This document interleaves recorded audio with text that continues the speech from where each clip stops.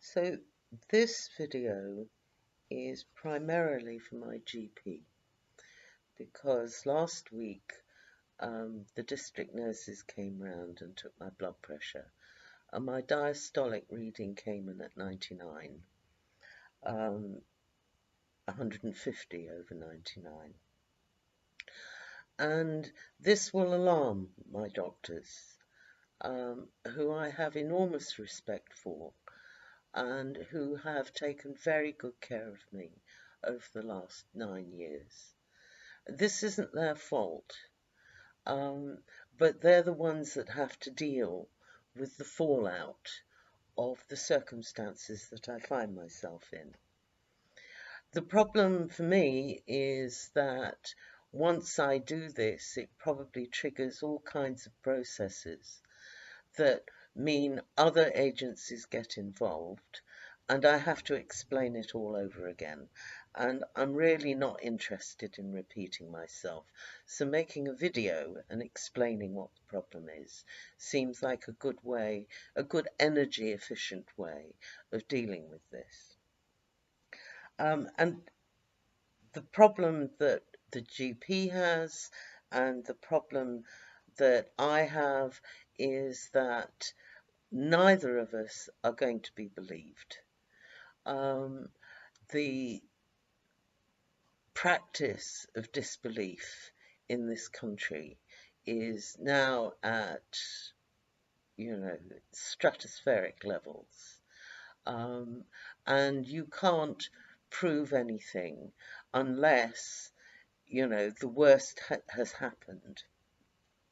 So the situation my doctor is going to be dealing with is the fact that on the 15th of July last month, I took my third overdose with the intention of killing myself because I've got no reason now at the moment to live. It didn't kill me. It's the third one. I think I'm going to have to give up on overdoses because they just don't work with me. However, since then, I've taken none of what I would regard as the life-preserving medications my doctor has kept me in to keep me alive. And these are medications for chronic heart disease, accompanied by problems with my kidneys and various other things. So I'm falling to bits, basically. And I could be held together by the NHS, but I don't see the point because what are you holding me together for? What are you keeping me alive for? So one of the things when my GP finally does talk to me is I'm going to ask him to put a do not resuscitate notice on my case. I really don't want to live in this society under these conditions because they're hell on earth for poor people. And I'm on the edge of falling into destitution. It looks good round here, doesn't it? That's because for the past year, as a result of my mother's legacy, I had the opportunity to live a human life. But if you're poor, um, the chances of us living a human life are very, very low in this country, in the UK. So I would be asked by my GP and by whoever comes along to deal with me the reasons for my behaviour. Well, the first one is that I have no money to live, or I have £150 a week, a month rather, to live, which goes nowhere. And it doesn't meet my needs. And because of that, I'm going to fall into debt. And when I fall into debt, the debt collectors are going to come after me. And there's this process, if you can't meet the demands of a money-based society in our country, is that they take everything from you. So what you see here is going to vanish. It's going to vanish into bailiff charges and court charges and various other things. Everything will go, including things that I value. Now, I could apply for benefits, but I've been on benefits for 9 years because I'm disabled. And I know exactly what's going to happen there because I've lived it. The benefits agency is designed to not believe me. So I would have to go through the process of being disbelieved again and again and again for a pittance. Um, and I'll be subjected to tests that won't believe me or my GP, despite his decades of experience and his qualifications and his colleagues' qualifications and the nurses and everybody else who actually does have to deal with the reality of this kind of poverty. The benefits system is now designed to discourage people from applying because it's, as far as I'm concerned, a method of torturing people. And I'm tired of being tortured by this country. Not only that, there is absolutely no protection for poor people from this behaviour, instigated by government, actually a series of governments. And there's no protection. There's nowhere we can go to say, can you stop this? Because it's wrong, because it's killing people, which it is. Amongst disabled people, our death toll is now in 6 figures and rising. I'm already receiving the demands of the various systems that we have to pay for, so I'll lose power. I won't have, the ability to light or heat my home. I won't have the ability to, heat water to keep myself clean, keep my home clean. And I've dealt with debt agencies before, and they are utterly merciless. They're only interested in tearing away what little we have. And what I'm being asked to do, if I live, is watch this happen. And the one thing that it would do is tear me away from those few things and beings that I have in my life that sustain me, that provide the kind of support or care or kindness, and that includes my cats. And it's systematic. It's been going on in Britain for 9 years under a variety of different governments. And under those governments, I've lost pension. I'm one of the women that's affected by the change in the pension age, the equalisation of the pension age, they called it, which means that I lost 6 years of state pension. And I'm not going to get any more for at least, I won't be able to claim my pension until, in 18 months' time, which by that time, everything will have gone. In terms of, health, my ability to use the health service will be limited by my coping mechanisms, like I smoke, for example. And, there's nothing you can do about it. Nothing I can do about it. I'm just one woman. So there's, at every stage, everywhere I look, in terms of the country that I now live in, it's designed to make it as hard and as nasty and as merciless as possible for those who are poor. And bear in mind that I've had some privileges over the last year. I've had the ability to be able to live a good enough life over the last year. So I've got a point of comparison. But I'm not the only person that's poor. A quarter of the country is poor or destitute. So I'm lucky. I've been lucky. Um, I can't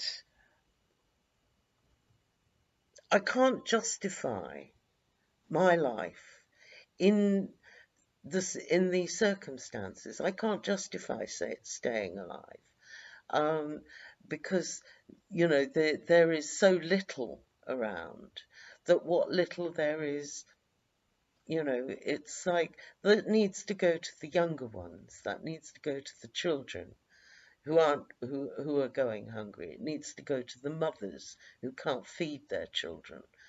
Um, the resources are better used elsewhere than on me. Um, and there's no hope.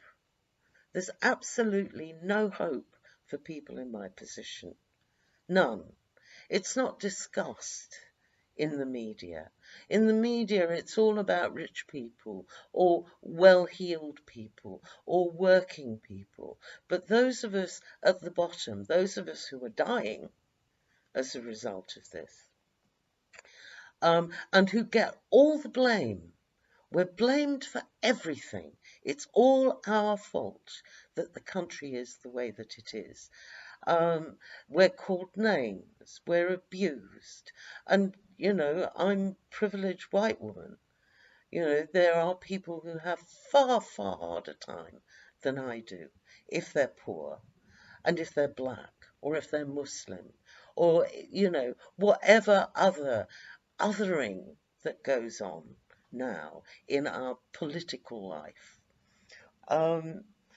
It's like, what's the point of staying alive? To be abused in this way? Why should I want to do that? So, and if I look at the media, even the sympathetic media, like The Guardian, which is, how can I explain this?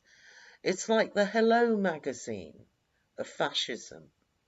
It's like how Hello would report fascism. So, yes, we get some sympathetic articles about, the situation of the poorest, but it's all a bit touristy. And I'm still called a scrounger. I'm still called a skiver, even though I worked for as long as I was able to. I'm subjected to, three different kinds of prejudices. There's the disability prejudice, there's the misogyny prejudice because I'm a woman.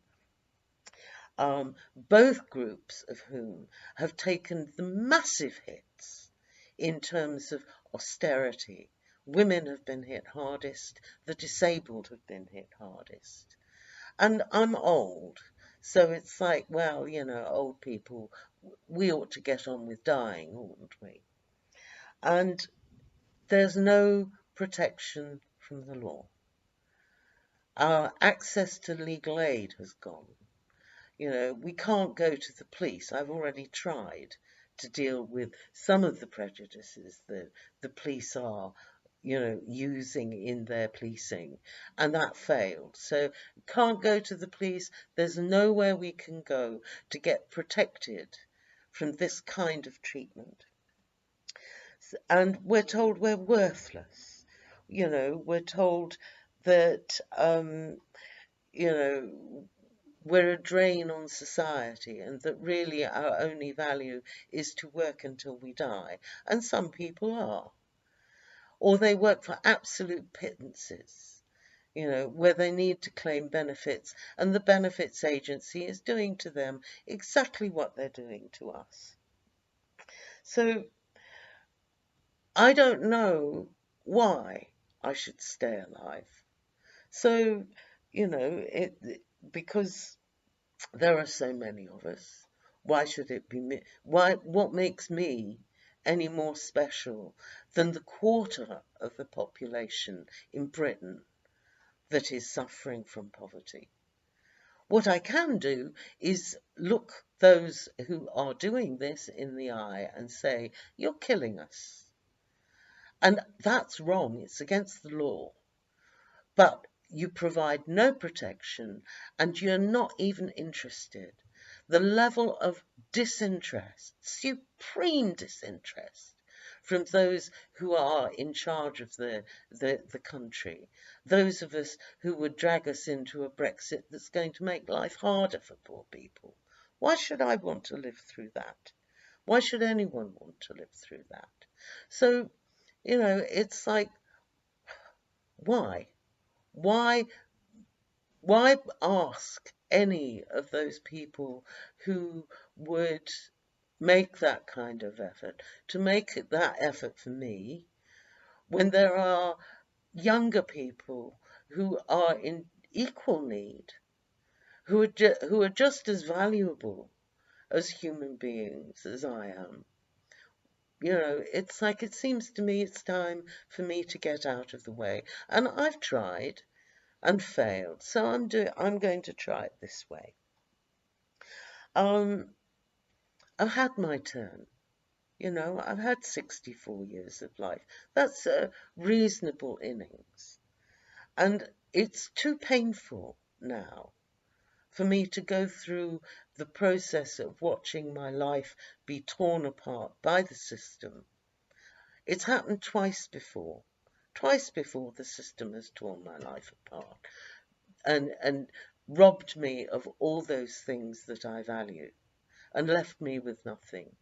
I haven't got the energy anymore to try and, come through it again. I don't want to. I don't see the point of staying alive just to be tortured, just to be abused, and just to be maligned by those who've got far too much money and won't share.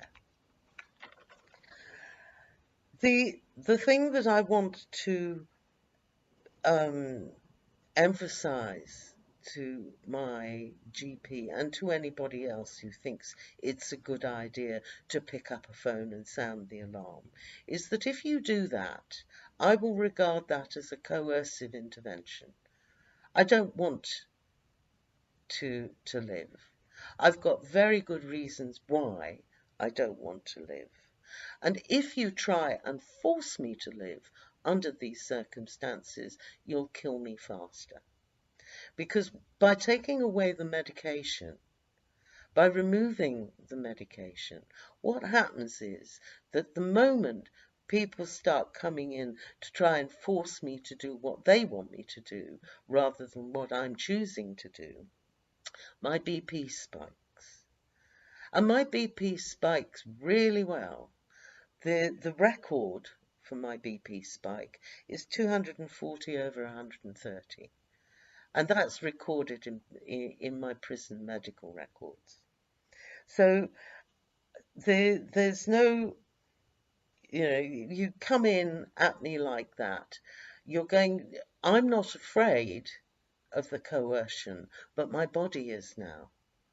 My body's been put through so many coercive, forced systems that the moment it starts happening, you're going to start having heart attacks. You'll kill me faster.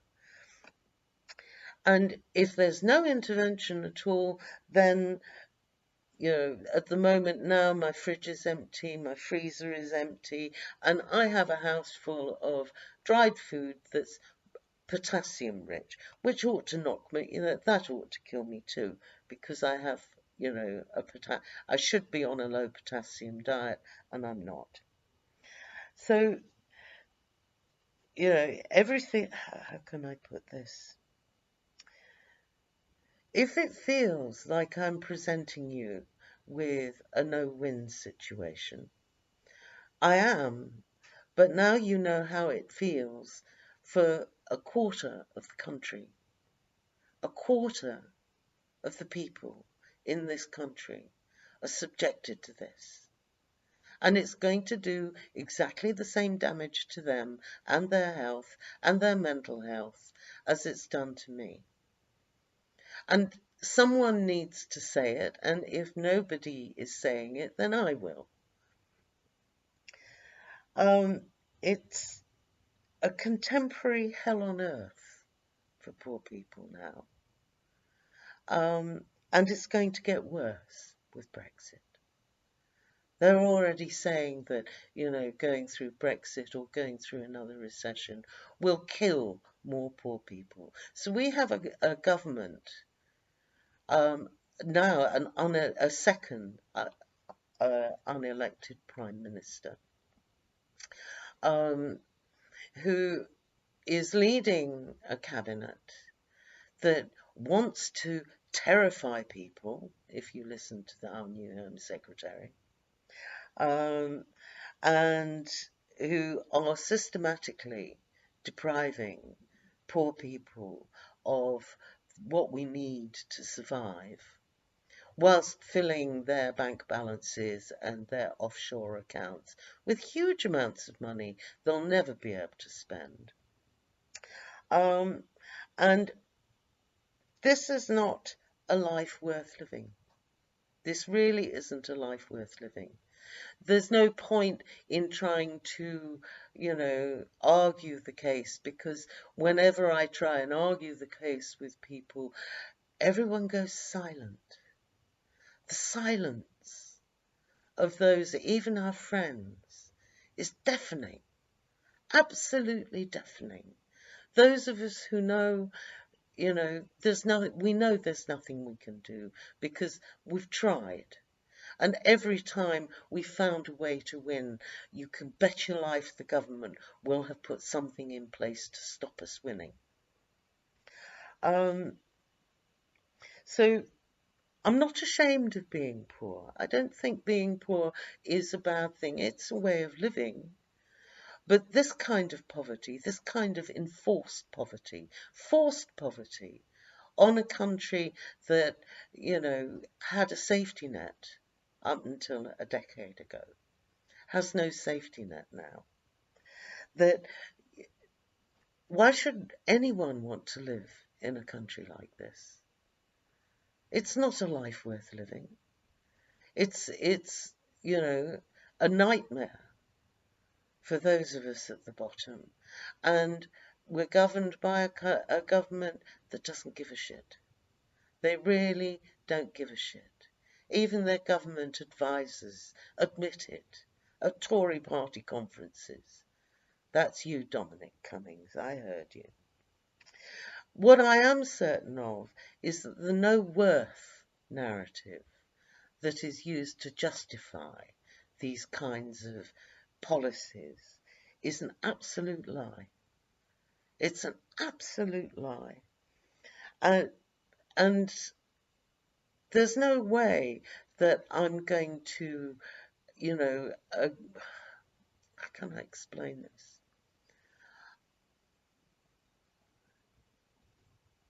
Poor people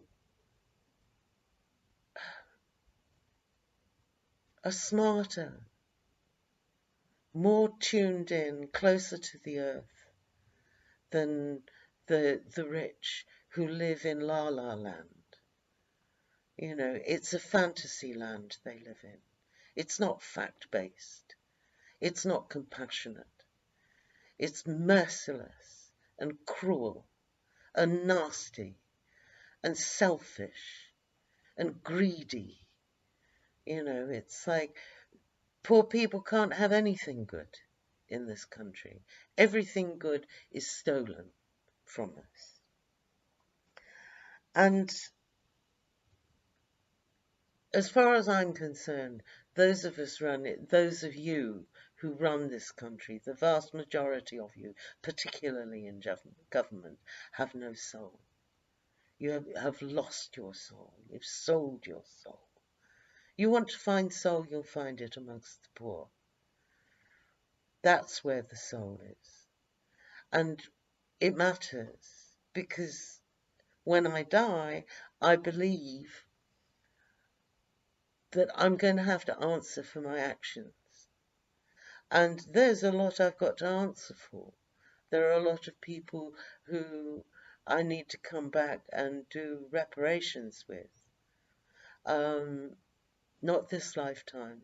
I'm too conditioned into white supremacy for that. But a new lifetime, I can come back and do that repair work. But God help those who don't believe. There's a wonderful argument for whether God exists or not. I can't remember the statistician who came up with it. I think he was a 17th, 18th century statistician who said there's a 50-50 chance that God exists, and that he preferred to believe in God now and be proved wrong afterwards than to refuse to believe now and learn his mistake when it was too late to do anything about it.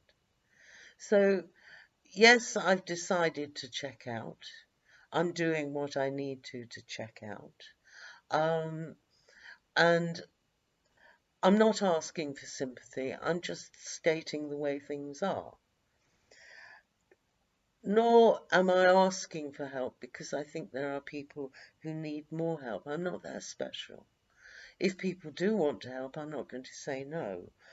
There's a PayPal link on my Twitter account, which is at Wilde-Walker Woman.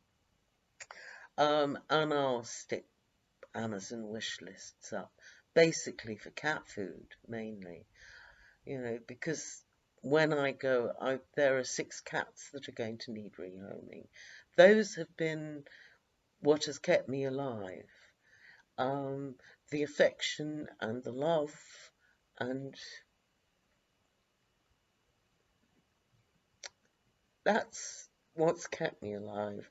And now I can't afford to keep them alive. So I need to give them up.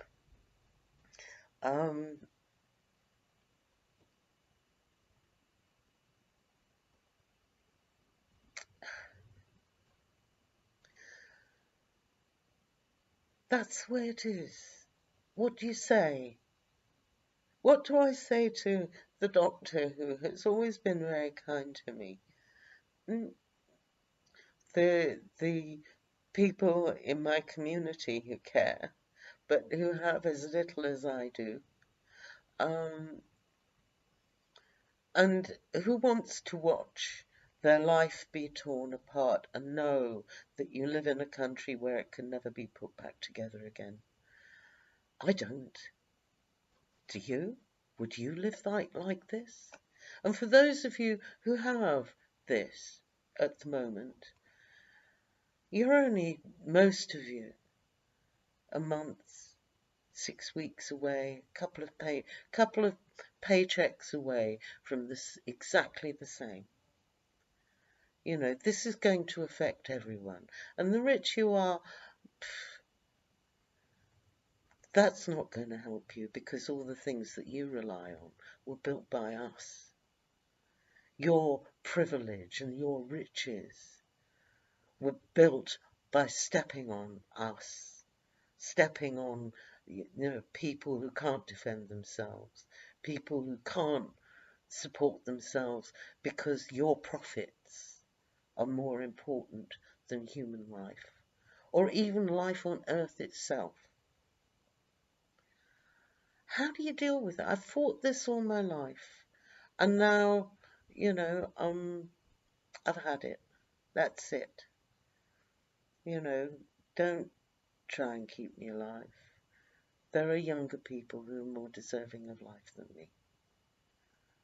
And, you can come and try and force me, but that'll kill me faster.